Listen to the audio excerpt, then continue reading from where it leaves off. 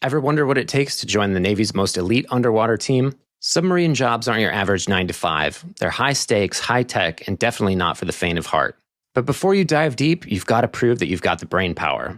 So your Armed Services Vocational Aptitude Battery, or ASVAB scores, are the gatekeepers to these roles. Welcome to the U.S. Military Test Prep channel from Study.com. My name is Matt, and I'm a U.S. Army vet and an ASVAB test prep expert.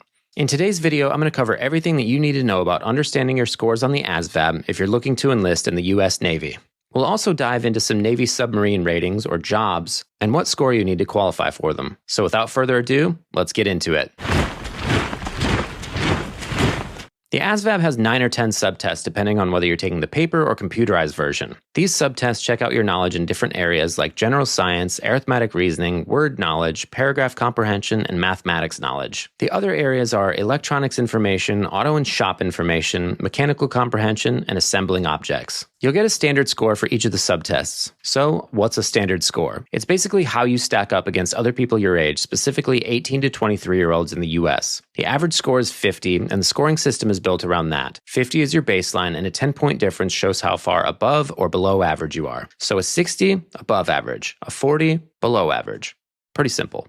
Higher scores show off your strengths in certain areas, which can be a game changer for landing specific military jobs. You'll also get a percentile rank.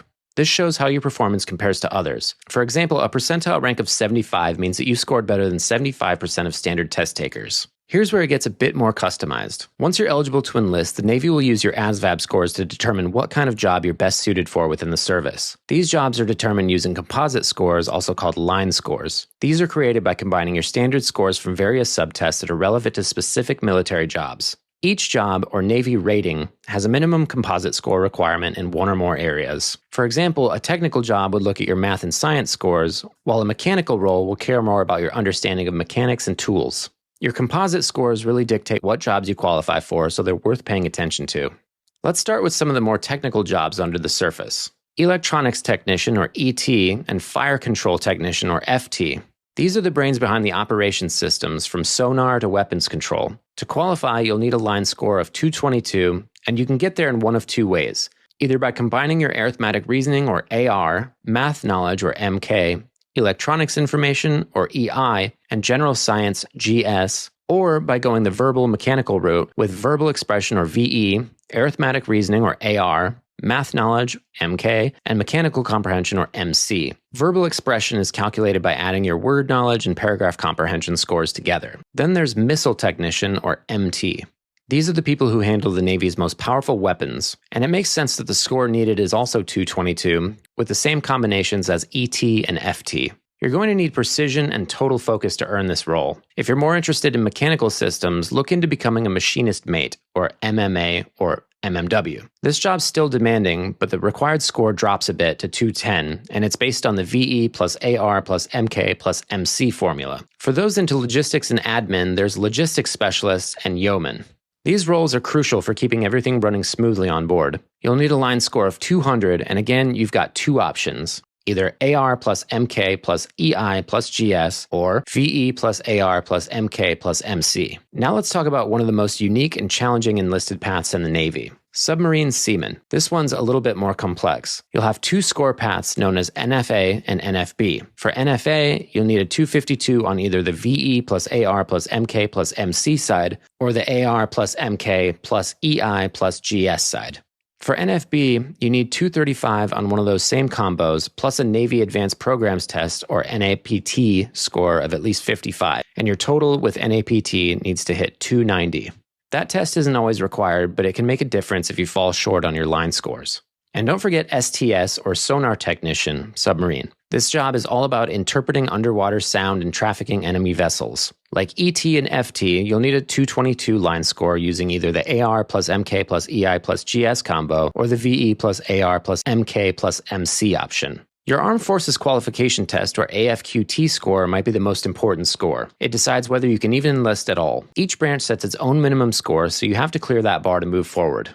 The AFQT comes from a combination of your scores on 4 key subtests. These subtests include arithmetic reasoning, which has basic math and word problems, and mathematics knowledge, which includes a variety of math concepts. The other 2 subtests are word knowledge, which tests vocabulary and word meanings, and paragraph comprehension, which measures how well you can understand written materials. Your AFQT score is a percentile ranking, meaning that if you score a 60, you did better than 60% of standard test takers. Each military branch has its own standards. Now let's talk about numbers and take a closer look at the minimum AFQT score you need to enlist in each branch of the military. You'll need a high school diploma or GED to qualify for any branch of the military. The required score varies though based on which one you have. If you've passed the GED exam, you'll need to aim for a score of at least 50. With a high school diploma, however, you'll need a minimum score of 31 for the Air Force, Army, Navy, and Marine Corps. The Coast Guard requires a 32. If your AFQT score is higher than the minimum, that's great. This opens up additional job options, potentially more career growth, and maybe even some bonuses. Whether you've already taken the ASVAB and your scores aren't quite where they need to be yet, or you're still prepping, I'm here to give you some steps that you can take to improve your scores and better position yourself for the military jobs that you want. First, pinpoint both your strengths and your weak areas. If you haven't already taken the ASVAB, taking a practice test can really help you zero in on what you know and what you don't. Look at which subtests brought down your scores and which ones you excelled in. While it's important to address weaker areas to meet minimum requirements, excelling in your strong areas can offset a lower score in other sections. This balance can improve your overall test outcome, especially for composite scores or percentile rankings. Next, study smarter. Spend more time on the sections that you struggled with. Using good study resources can really make a big difference. Study.com's ASVAB test prep resources can help with personalized plans and practice tests to get you on track. In fact, 92% of users pass the ASVAB after prepping with Study.com. If you feel like you know a topic well, do practice problems and quiz yourself. If you notice that you're missing a lot, go back and review the lesson to make sure that you really know the material. A solid prep plan can really help you boost your score. You can also retake the ASVAB. You'll need to wait 30 days before your first 2 retakes, and after that it's a 6-month wait if you want to try again. So use the time that you have to your advantage. Also, keep in mind that you can use your ASVAB scores for up to 2 years to enlist, so make sure you plan accordingly. If you need to retake the ASVAB, consider using Study.com's ASVAB study guide and test prep resources and really zero in on what you need to study.